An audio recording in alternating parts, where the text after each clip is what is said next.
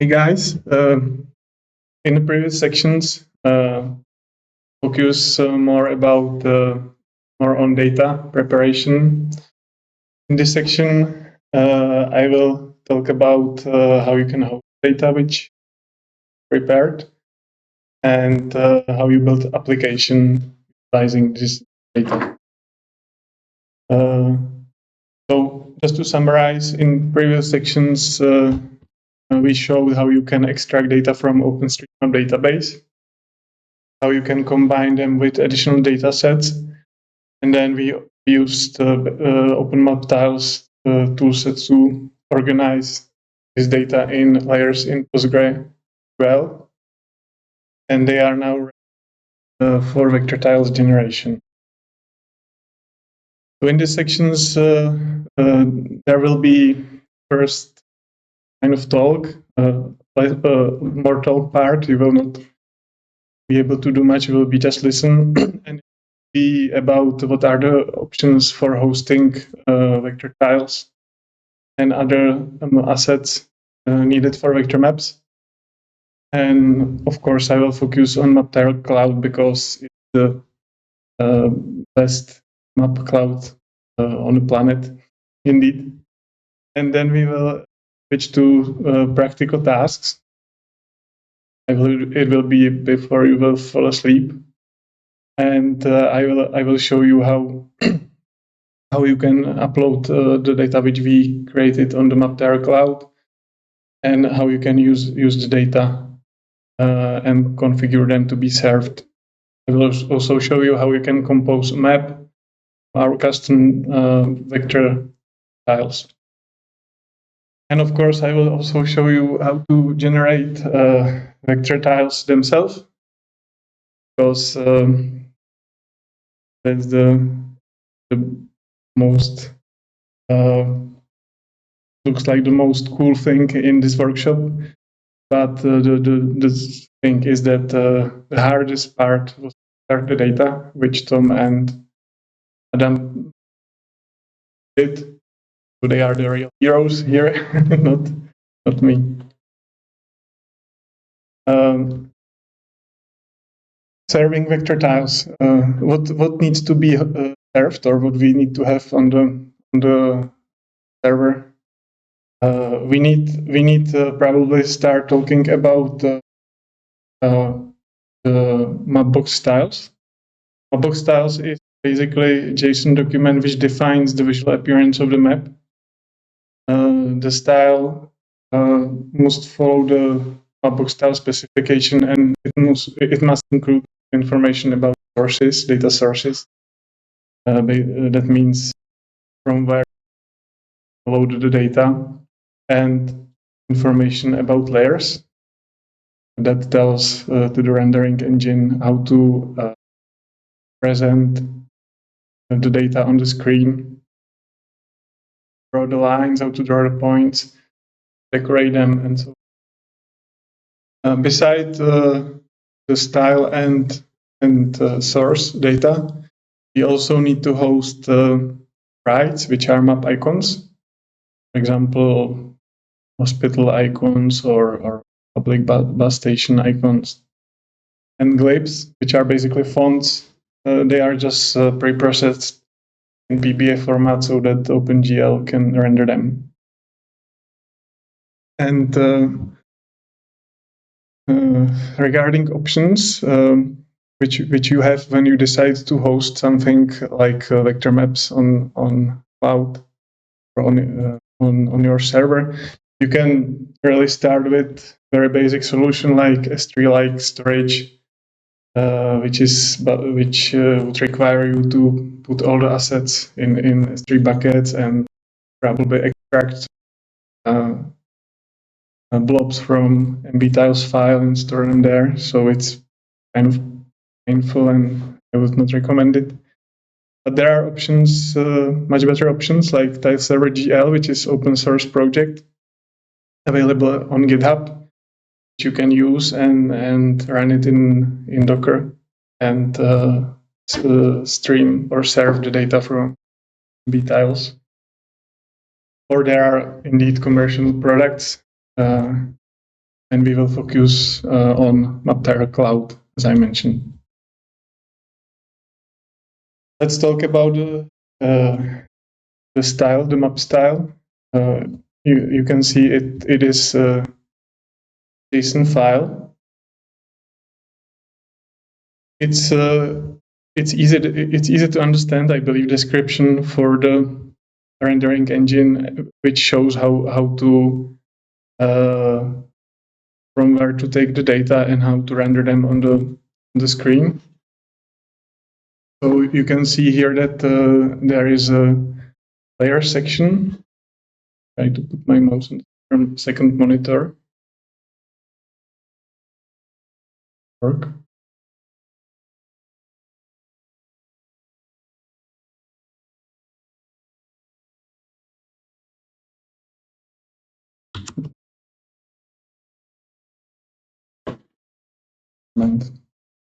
So you can see here the layers section, the source section, and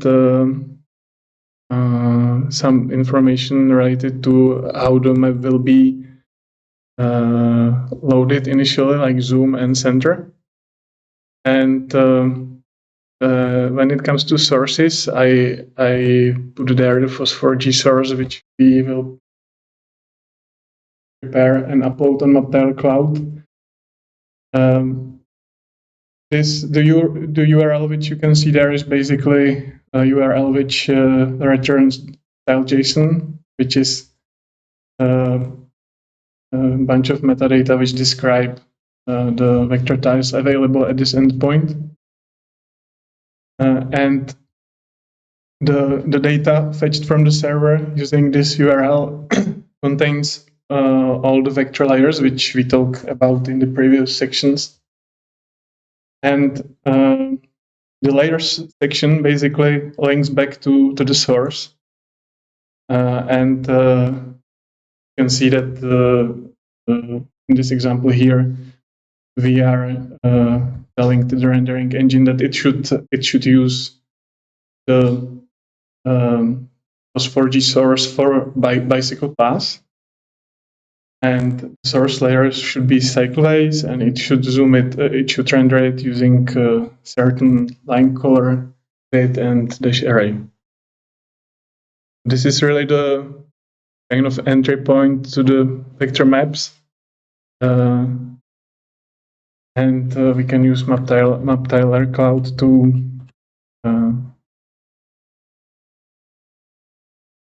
render these. We go to the next slide. MapTyler Cloud is available for free in the basic usage quotas. What's good on MapTyler Cloud is that you have access to many maps that are ready to use. You don't have to take care of building and maintaining your backend. You can upload your own data sets, and you can create your own maps. You can upload vector data in GeoJSON format, for example, and you can access all these tile sets and maps either from tools like Quantum GIS through the plugin, or you can use OGC specification like WMTS. And of course, you can use this as a backend for your vector maps, which we are going to do. The first important section in the cloud is called tiles. That's the place where there are all the standard predefined tiles. MapTyler Cloud supports also data in different coordinate systems, in addition to the web Mercator. And this is the place where we will upload our MapTyles file, which we will generate. Once we will upload it, it will be available through embeddable viewer, and there will be also available endpoints for serving tile.json and vector tiles in XYZ format. With this data source, we will be able to create vector map. MapTyler Cloud, of course, comes with predefined maps, standard maps like basic, streets, outdoor. There is also a hybrid map with raster imagery. And there is also a map which, map with 3D terrain and so on. But we will create, of course, for our example here, the custom map, which will match the colors of FOSS4G event. And once we will create it, it will be available through the embeddable viewer. You will be able to preview it in tools like OpenLayers, MapLibre, Mapbox, and so on. So let's get to some practical steps. I will go.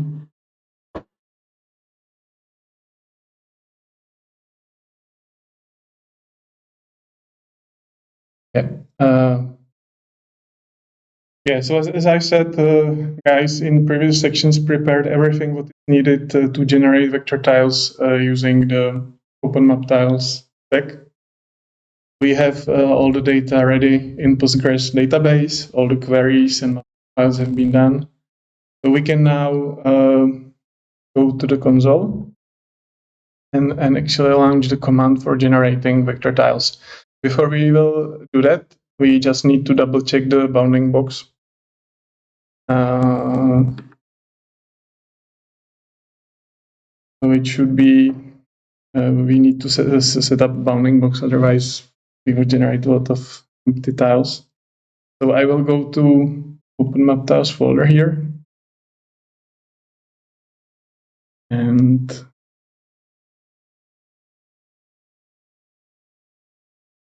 it in.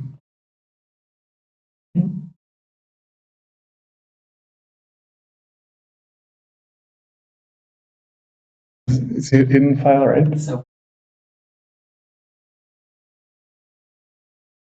Argentina, yeah.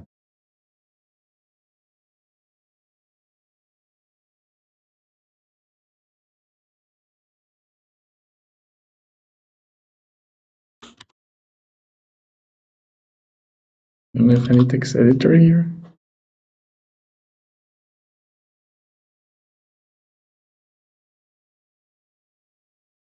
Good. Right. So we have all we need. That's correct. Right. The data guys tells it's correct. So let's go to the console, and you should just navigate to FOSS4G OpenMapTiles folder. And here we need to launch command make generate tiles PG.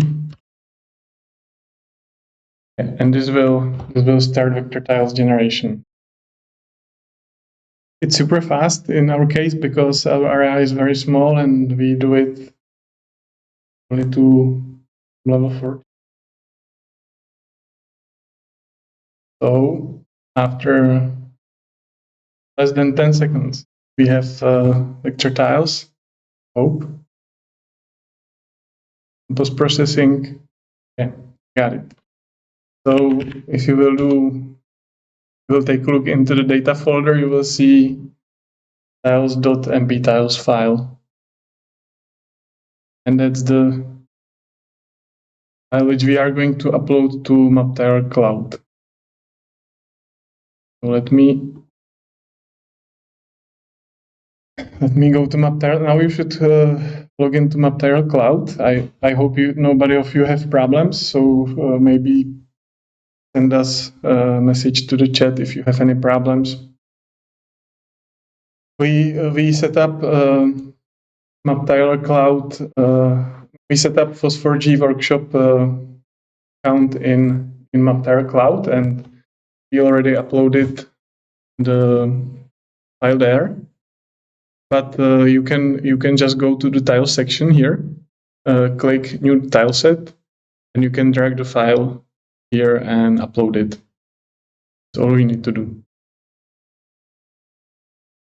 Once you will do that, you will see the file. After a while, there is some post-processing after the upload, but the file or the dataset will upload here under my tileset section, and you can open it. In this one which we uploaded before the workshop, there is not. We have some error in metadata, so I need to turn on the base map, and I just need to manually zoom to the Buenos Aires. And here is our tiles. This is actually all the heavy lifting which guys did before me. You can now see all the here on the right side you can see the list of layers in this tile set, and you can use embeddable viewer here, for example, to preview with full screen, but of course it's also again zoom to the overview. Very useful now. And here are the important links. This is actually the endpoint where the tile JSON is being served. So if I would invoke it, you will see that another JSON which is different from style, but it basically describes how the data look like and what are the properties inside, like attributes, for example.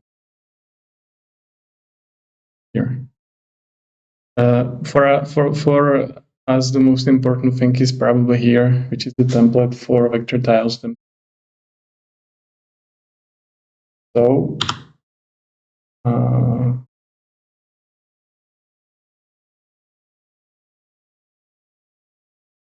that's one thing. Second thing, once we have the tile set available on the cloud, we can use it in the map.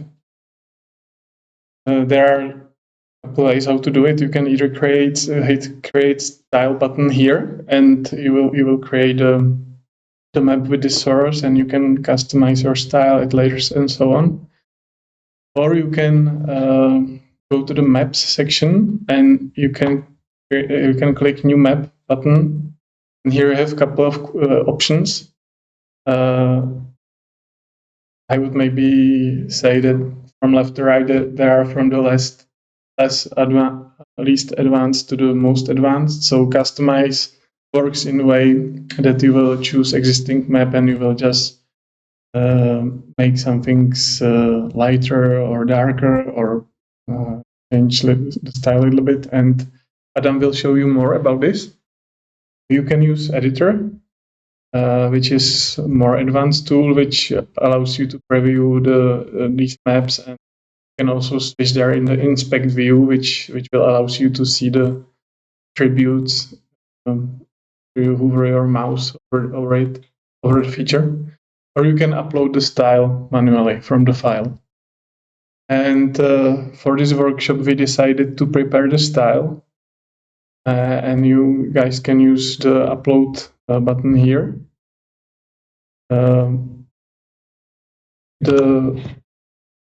The file located, I will post a link here.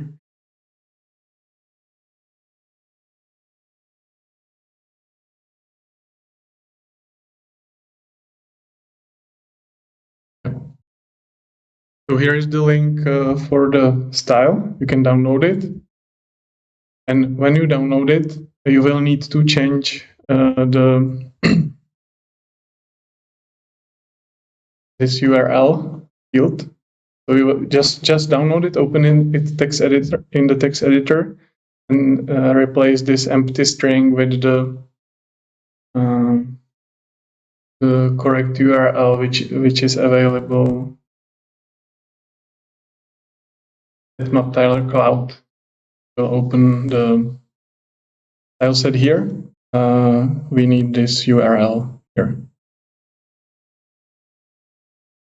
So that's all you need to do, just to edit the URL, and then you upload the file to the cloud. And once you will do it, you will find your map here. And when you open it, you should see something like this.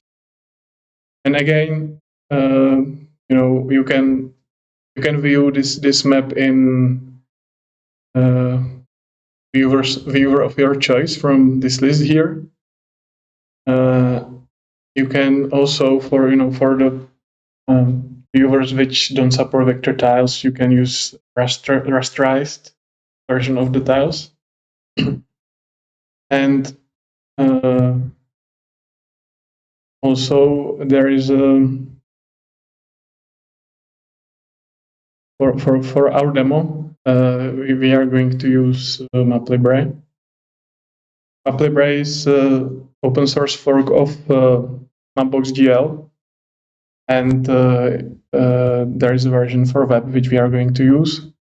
You can basically find here at the cloud. You can basically find the kind of starting point for your application. So extremely simple. Just import a bunch of scripts and style sheets, and then initialize the map, and most importantly, load the style here on this line.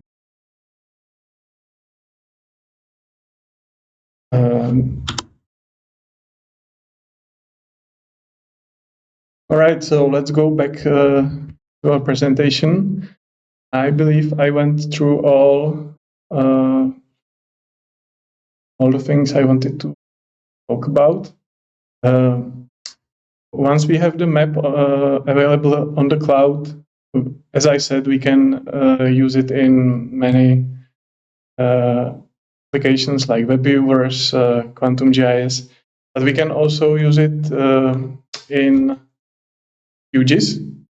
It's kind of cool and very handy because you can use it as your base map, and then you can additional layers there and use it in your project. It's very handy, I think. And I will ask Adam now, who is specialist for QGIS plugin, to tell you a little bit more about this option.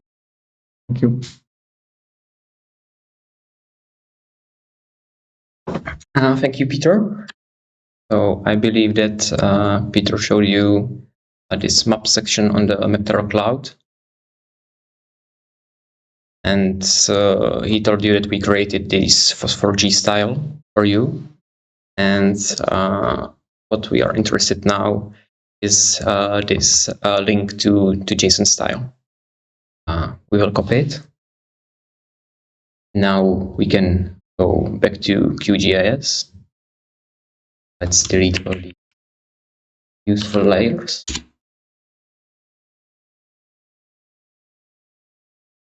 And go back to MapTyler plugin.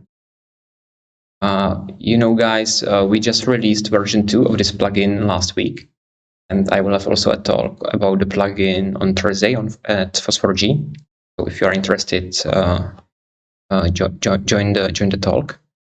But what I want to show you now, the plugin offers some preset maps. Like we already used the basic one. But what's really cool that now you can just add a new map and add the map that we just created on the cloud. Put there a name and paste the URL to style JSON. Okay, and we got the map in the MapTyler plugin. I will remove the basic one, and I want to see the FOSS4G. Okay, nice. As you can see, we got tile at zoom 0. At zoom 1, we just got one tile. These are 3 tiles have no data because we generated the data just in Buenos Aires. If I zoom in, we'll get our map that we created. I got it in QGIS. So if you want to print in high DPI or have a base map for your analysis, you can simply get the map from cloud into QGIS. Just be careful. The style JSON is based on Mapbox specification, and some styles are full of expressions, and QGIS does not handle all the expressions. So it's possible that if you have very complicated style, the QGIS might not be able to parse it, but we're working on it, and this plugin is open source. And if you find something that you don't like and you maybe want to fix it, we would be very thankful. So we are open to attributions. And so this is how we can add map from cloud into QGIS. And I want to show you a different thing. You add, for example, the basic again. So you don't want to use the FOSS4G. You want to use the basic, but you want to customize it just a little bit. Right-click on basic and click on customize in cloud. So let's say that we just want to do some simple customization. If you want to customize it like in advanced mode, use advanced editing. But for this purpose, I will just say, okay, I want the water to be a little bit darker, and I want landscape to be lowish. Great. Okay, so let's say the roads will be this, and if this is a map style that you prefer, good.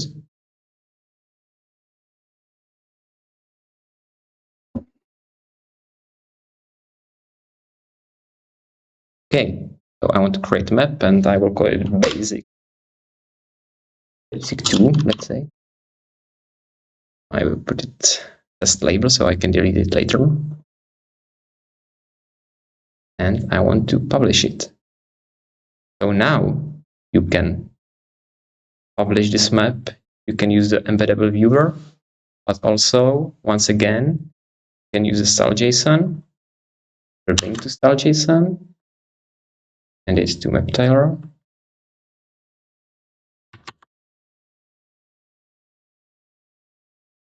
And